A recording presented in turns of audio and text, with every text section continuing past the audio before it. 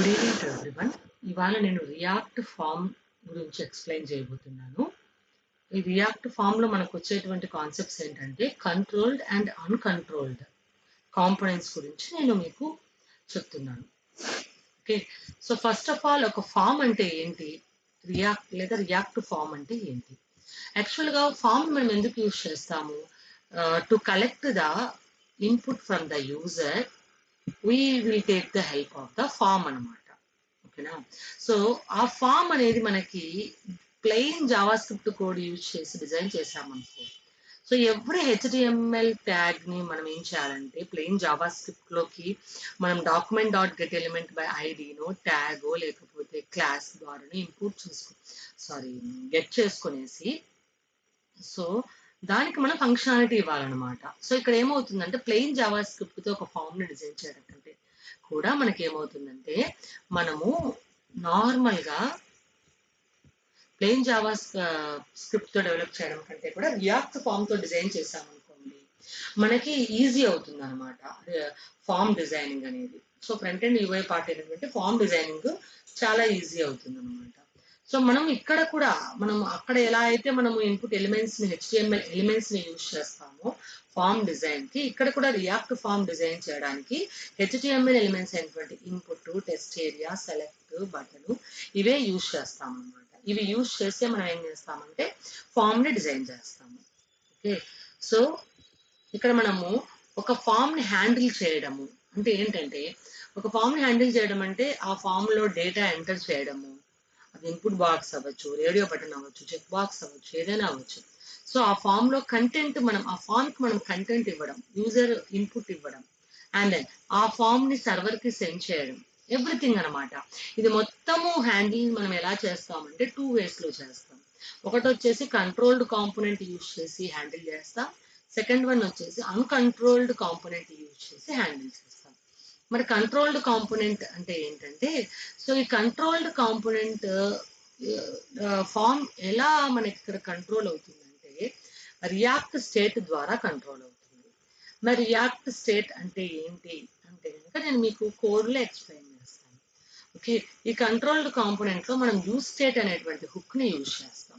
Hook అంటే ఏం లేదు, అది ఒక ఫంక్షన్. సో యూజ్ స్టేట్ అనే హుక్ ని యూజ్ చేసి మనం ఫామ్ ని క్రియేట్ చేస్తాము అండ్ ఆ ఫామ్ ని కంట్రోల్ చేస్తాము ఆర్ ఆ ఫామ్ ని హ్యాండిల్ చేస్తాము అనమాట. సో ఇప్పుడు నేను మీకు యూజ్ స్టేట్ హుక్ యూజ్ చేసి కోడ్ టైప్ చేసి నేను ఎగ్జిక్యూట్ చేసి చూపిస్తాను. దీని సేమ్ నా ప్రీవియస్ వీడియోలో నేను ఒక రియాక్ట్ కాంపోనెంట్ ఎలా రన్ చేయాలో మీకు ఆల్రెడీ నేను చూపించాను. సేమ్ అదే ప్రాసెస్ ఇక్కడ కూడా జరుగుతుంది అనమాట.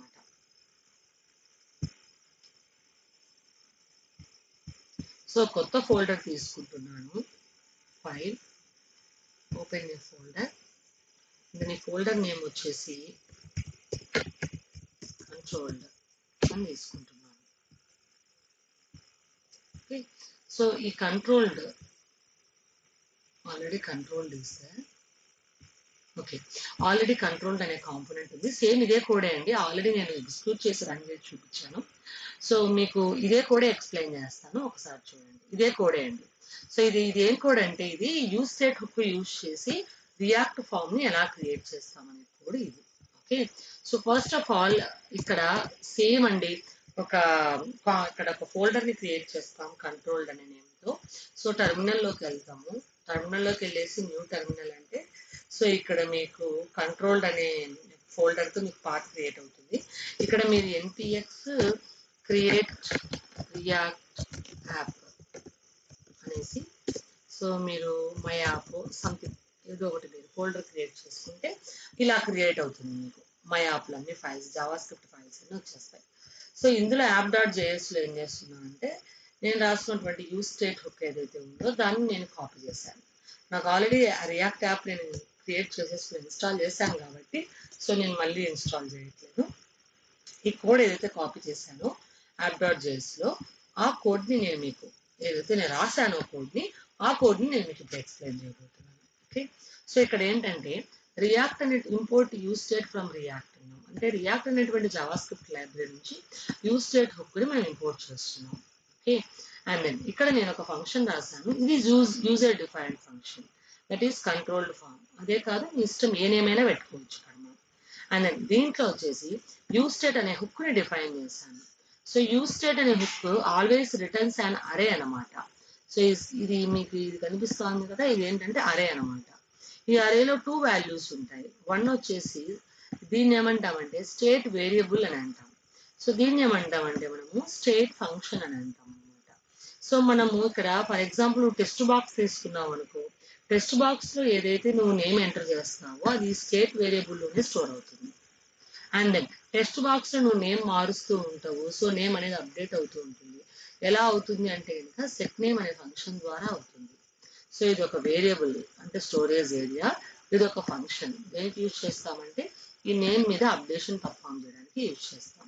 సో త్రూఅవుట్ ఈ లైన్ అంతా ఏమంటామంటే మనము సో యూజ్ స్టేట్ అనేటువంటి హుక్ యొక్క డెఫినేషన్ అంటాం అనమాట. ఓకేనా, నేను నా ఫామ్ లో ఓన్లీ ఒక టెక్స్ట్ బాక్స్ ఒక సబ్మిట్ బటన్ మాత్రమే తీసుకుంటున్నాను కాబట్టి ఒక యూజ్ స్టేట్ ని ఒకసారి మాత్రమే డిఫైన్ చేశాను ఇక్కడ. ఒకవేళ నెంబర్ ఆఫ్ టెక్స్ట్ బాక్సెస్ ఉంటే నెంబర్ ఆఫ్ టైమ్స్ నువ్వు రాయాల్సి వస్తుంది. ఓకే, సో దీని గురించి మళ్ళీ డిస్కస్ చేద్దామండి. ఫస్ట్ రిటర్న్ గురించి డిస్కస్ చేద్దాం. సో రిటర్న్ లో ఏం రాస్తామంటే జేఎస్ఎక్స్ కోడ్ రాస్తాం. కంప్లీట్ గా జేఎస్ఎక్స్ కోడ్ అంటే హెచ్టిఎంఎల్ లాగానే ఉంటుంది కానీ హెచ్టిఎంఎల్ కోడ్ అయితే కాదు. సో ఇక్కడ నుంచి మనము ఇంతవరకు ఇక్కడ వరకు ఏదైతే రాసామో సెమీకోలన్తో ఏం చేస్తామో ఇదంతా రిటర్న్ పార్టే అండి. ఇదంతా ఏంటంటే జేఎస్ఎక్స్ కోడ్ అనమాట. సో ఈ జేఎస్ఎక్స్ కోడ్ లోనే నువ్వు ఫామ్ ని డిఫైన్ చేస్తావు అనమాట. సో ఇక్కడ ఫామ్ యొక్క ట్యాగ్ ని స్టార్ట్ చేసావు. స్టార్ట్ చేసేసిన తర్వాత ఫామ్ ని సబ్మిట్ చేసిన వెంటనే నీకు హ్యాండిల్ సబ్మిట్ అనే ఫంక్షన్ ట్రిగ్గర్ అవ్వాలి. సో హ్యాండిల్ సబ్మిట్ యొక్క కోడ్ పైన రాసావు. సో దీని గురించి మళ్ళీ డిస్కస్ చేద్దాం. అసలు ఫామ్ లో ఏముందో చూద్దాం మనం. ఓకే, సో ఇన్పుట్ టైప్ వచ్చేసి టెక్స్ట్ బాక్స్ తీసుకున్నాను and value equals to name. మీరు బాగా గమనిస్తే ఈ నేమ్ అనేది ఏంటంటే స్టేట్ వేరియబుల్ అనమాట. ఇక్కడ తీసుకున్నటువంటి స్టేట్ వేరియబుల్. ఈ స్టేట్ వేరియబుల్ ని నువ్వు దేంతో బైండ్ చేస్తున్నావు? టెక్స్ట్ బాక్స్ లో ఎంటర్ చేసి వాల్యూతో బైండ్ చేస్తున్నావు. అంటే నువ్వు ఏది ఎంటర్ చేసినా కానీ టెక్స్ట్ బాక్స్ లో అది నేమ్ అనేటువంటి స్టేట్ వేరియబుల్ లో ఉంటుంది, అది వాల్యూలోకి వెళ్తుంది అనమాట. ఓకేనా, అండ్ దెన్ ఈ నేమ్ లో ఈ టెక్స్ట్ బాక్స్ లో ఏదైతే ఉందో దాన్ని మనం అప్డేషన్ చేయాలి ఎవ్రీ టైం. అలా చేయాలంటే సెట్ నేమ్ అనే ఫంక్షన్ ద్వారా చేస్తాము విత్ ఆన్ చేంజ్ అనే ఈవెంట్ హ్యాండ్లర్ యూజ్ చేసి. ఓకేనా, ఆన్ చేంజ్ అనే ఈవెంట్ హ్యాండ్లర్ ట్రిగ్గర్ అయినప్పుడు సెట్ నేమ్ అనే ఫంక్షన్ ట్రిగ్గర్ అవుతుంది. సెట్ నేమ్ అనే ఫంక్షన్ లో ఇక్కడ ఈ డాట్ టార్గెట్ డాట్ వాల్యూ అంటే ఫర్ ఎగ్జాంపుల్ ఒక టెక్స్ట్ బాక్స్ ఉంది, అందులో నేను ఫర్ ఎగ్జాంపుల్ గాయత్రి అనే నేమ్ ఎంటర్ చేశాను. సో గాయత్రి అనేది ఈ డాట్ టార్గెట్ డాట్ వాల్యూ అవుతుంది. సో ఆ వాల్యూ సెట్ నేమ్ అనే ఫంక్షన్ ద్వారా అప్డేట్ అవుతుంది. ఎలా అవుతుంది అంటే ఆన్ చేంజ్ అనే ఈవెంట్ హ్యాండ్లర్ యూజ్ చేసి. ఓకేనా, సో మళ్ళీ తర్వాత ఇక్కడ ఎప్పుడైతే నువ్వు బటన్ అయినటువంటి సబ్మిట్ బటన్ మీద క్లిక్ చేసావో సో ఇమీడియట్ గా ఏమవ్వాలి, నీకు ఫామ్ సబ్మిట్ అవ్వాలి. సో ఫామ్ సబ్మిట్ అయ్యేటప్పుడు ఇక్కడ ఏమని రాసావు, హ్యాండిల్ సబ్మిట్ అనేటువంటి ఫంక్షన్ ట్రిగ్గర్ కావాలి. సో హ్యాండిల్ సబ్మిట్ దగ్గరికి వస్తాం. వచ్చేసి అలర్ట్ లో ఏం రావాలి, నాకు సబ్మిటెడ్ నేమ్. నువ్వు ఏదైతే టెక్స్ట్ బాక్స్ లో ఎంటర్ చేసావో ఆ నేమ్ అలర్ట్ బాక్స్ లో సబ్మిటెడ్ నేమ్ అనేసి ఆ నేమ్ లో ఏముందో వాల్యూ ఆ వాల్యూ డిస్ప్లే కావాలి. అదే ఈ కోడ్ యొక్క ఇంటెన్షన్ అనమాట. ఓకేనా, అదే కాదండి, నువ్వు ఏదైతే ఇక్కడ టెక్స్ట్ బాక్స్ లో టైప్ చేస్తున్నావో అదే కోడ్ నీకు పారాగ్రాఫ్ లో అదే టెక్స్ట్ బాక్స్ లో ఎంటర్ చేసినటువంటి నేమ్ పారాగ్రాఫ్ లో రావాలన్నమాట. ఓకేనా, అదే ఈ కోడ్ యొక్క ఇంటెన్షన్. ఫస్ట్ ఏం చేస్తావు, ఇంపోర్ట్ చేస్తావు దేన్ని యూజ్ చేస్తే రియాక్ట్ నుంచి. తర్వాత ఏం చేస్తావు, ఒక యూజర్ డిఫైన్డ్ ఫంక్షన్ తీసుకున్నావు, that is controlled form. So దీంట్లో యూజ్ స్టేట్ హుక్ ని డిఫైన్ చేస్తావు. ఆ తర్వాత రిటర్న్ లో జేఎస్ఎక్స్ కోడ్ అంతా రాస్తావు. ఇక్కడ ఫామ్ డిఫైన్ చేస్తావు, ఒక ఇన్పుట్ బాక్స్ ఒక బటన్ డిఫైన్ చేస్తావు. ఎప్పుడైతే నువ్వు బటన్ మీద క్లిక్ చేస్తావో అప్పుడు ఈ హ్యాండిల్ సబ్మిట్ అనేది ఫంక్షన్ అనేది ట్రిగ్గర్ అవుతుంది. ఇక్కడ అలర్ట్ బాక్స్ లో నీకు ఏమవుతుందంటే నువ్వు ఏదైతే టెక్స్ట్ బాక్స్ లో ఎంటర్ చేస్తావో ఆ కోడ్ నీకు అవుట్పుట్ చూపిస్తుంది. సో దీన్ని నేను ఇప్పుడు రన్ చేసి చూపిస్తున్నాను కోడ్ ని.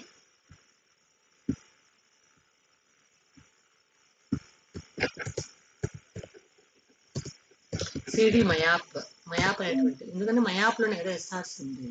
సో నేను మయాప్ అనే పాత్రలోకి వచ్చేసాను. ఇక్కడ ఏం చేస్తామంటే npm స్టార్ట్.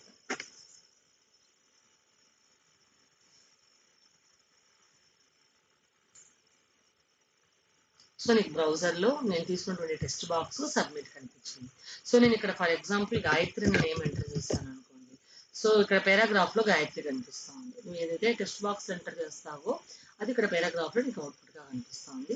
సబ్మిట్ మీద క్లిక్ చేసిన వెంటనే అలర్ట్ బాక్స్లో సో సబ్మిటెడ్ నేమ్ ఇది ఎప్పుడంటే ఈ అలర్ట్ బాక్స్ మనకు చూపించేది హ్యాండిల్ సబ్మిట్ అనే ఫంక్షన్ ట్రిగ్గర్ అయినప్పుడు అలర్ట్ బాక్స్లో మెసేజ్ చూపిస్తుంది అనమాట. దీన్నే కంట్రోల్డ్ కాంపోనెంట్ అంటారు. సో ఇక్కడ ఏది కంట్రోల్ చేస్తా ఉందంటే స్టేట్ కంట్రోల్ చేస్తా ఉంది అనమాట. రియాక్ట్ స్టేట్లో ఏమేమి ఉంటాయి మనకి ఇక్కడ అంటే స్టేట్ వేరియబుల్ ఉంటుంది, స్టేట్ ఫంక్షన్ ఉంటాయి. ఈ రెండే రియాక్ట్ ఫామ్ మొత్తం కంట్రోల్ చేస్తాయి అనమాట. అందుకే దీన్ని ఏమంటామంటే మనం కంట్రోల్డ్ కాంపోనెంట్ అని అంటాం use state. Okay, thank you.